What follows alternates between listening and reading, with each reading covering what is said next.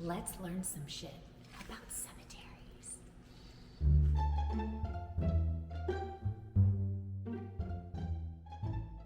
So what's the difference between a graveyard and a cemetery? Well, a graveyard is attached to a church, and a cemetery stands all by itself. Did you know that cemeteries were the inspiration for our public parks? Back in the day, if you wanted to enjoy nature, you headed to the graveyard. Trouble started erupting between the visitors who were visiting the trees and those who were visiting people. So that's when the city decided to start putting together public spaces with nature to get people out of the cemeteries and give people peace and quiet when they came to visit their relatives.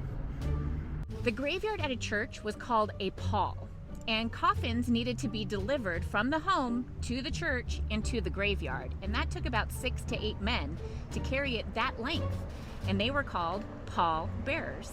Now, during the antebellum period, death wasn't glorified at all, and people were just literally disposed of. It wasn't until the Victorian era and after the Civil War that death kind of became a business.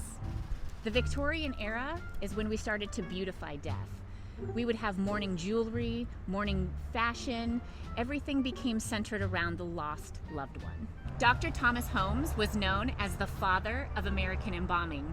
He taught Union surgeons how to embalm those who had died in the war. Embalming became a way for dead Union soldiers to be transported back to their families in one piece via the train. The word undertaker comes from the people who volunteered to go to the train station and collect the bodies from under the train.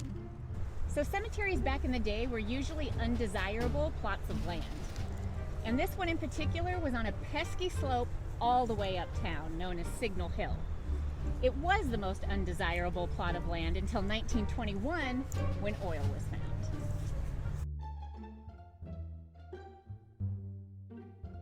When oil was discovered here, it caused an all-out war at this cemetery. They were guarding the doors with rifles and guns, making sure that people didn't come on and drill on their loved one's land. But some people who had owned plots wanted to drill, and they were petitioning to put oil derricks right here in the cemetery.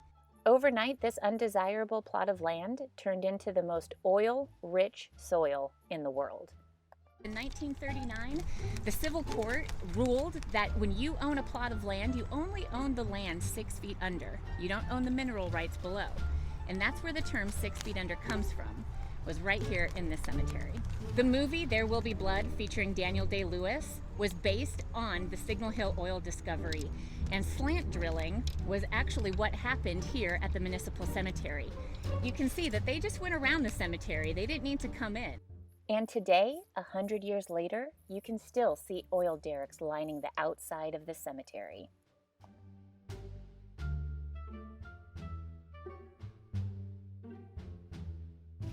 Tombstone iconography is telling a tale through gravestones. You can tell a lot from a person's tombstone. This one, for instance, seeing that it's cut short, means that the person's life was cut short. And here's another example of tombstone iconography. We see the barrel and bushel of wheat, and that signifies that the person lived a long and bountiful life. So it takes a lot of time to reap your harvest, right? And that takes time. So with this symbol on the tombstone, we can gather that that person probably lived well into a good age and lived a very healthy life. So if we look on the other side, there we go. We see that Colliver was age 67 when he passed. This is a daguerreotype, and it's a memorial portrait that was popularized in the late 1800s. Back in the day, if you had a portrait of yourself, you were somebody fucking special. So anytime that you see these on older tombstones, it's probably somebody of significance that actually had their portrait taken. Invented by a French chemist, daguerreotypes were the first publicly available photographic process. Done correctly, they can record fine detail at a resolution that today's digital cameras are not able to match. These memorial portraits are very rare, and often they are the item most taken during grave robberies. Burial records weren't kept until after the 1900s, so many women, unfortunately, were buried under the name wife, mother, or sister. Cemeteries often have their own section for children, and anytime you see a little lamb on a tombstone, that means that it is a grave of a baby.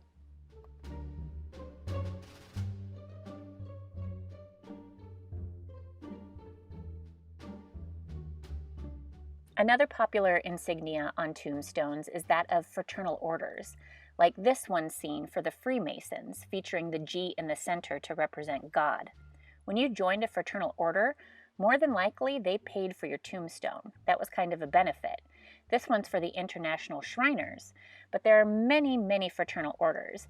Even one of the biggest was that of the Oddfellows.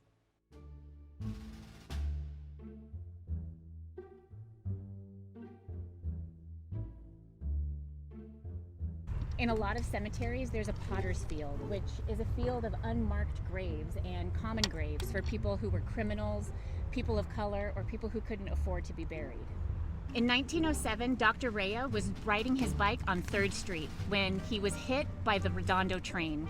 He was killed instantly. Dr. Rhea was deaf, so he didn't hear the bells, and his untimely death made him the very first internment here at Sunnyside Cemetery.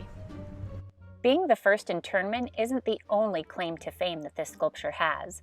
In 1939, famed photographer Ansel Adams took a picture of this sculpture with the oil derricks looming in the background and called it the Angel of Sorrows.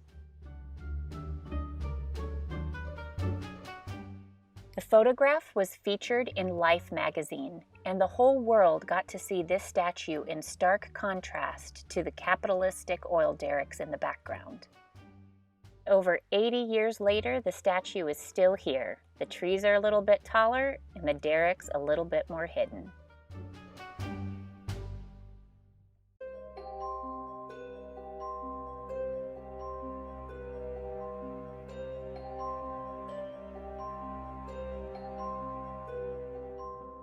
In 1922, Cecil E. Bryant was tasked with building a mausoleum in North Long Beach.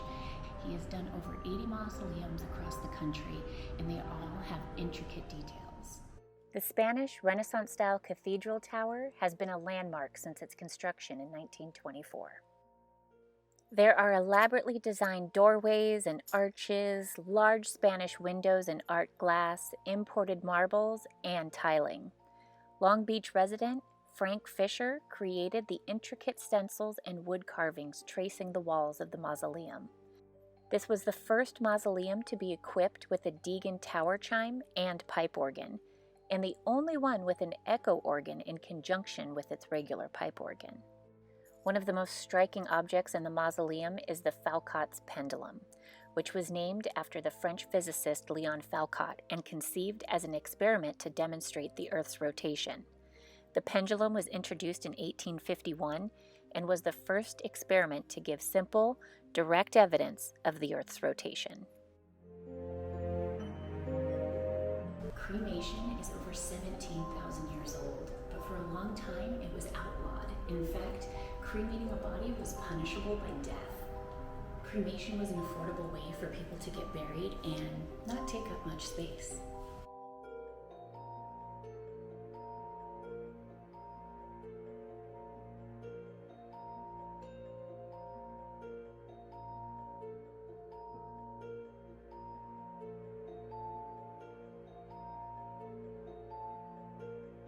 Because of cremation, people were able to be buried in smaller lots like these that you see here.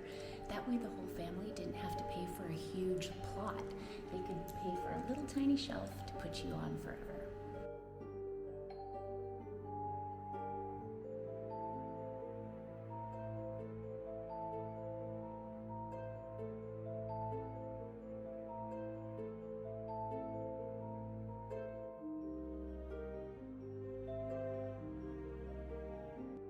Notable interments here at Sunnyside Mausoleum include famed aviator Earl Doherty, architect Ed Killingsworth, actor Ricky Harris, and beloved rapper Nate Dogg.